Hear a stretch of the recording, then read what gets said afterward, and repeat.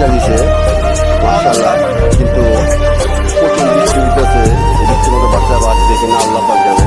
সবাই দোয়া করবেন জানি বাচ্চা গেলি সুস্থ থাকে, ভালো থাকে।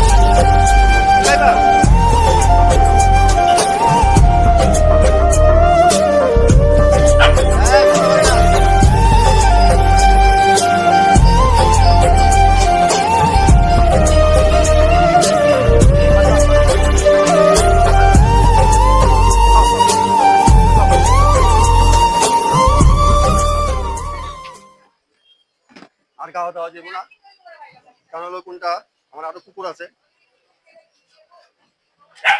ঝগড়া করে না বেবি।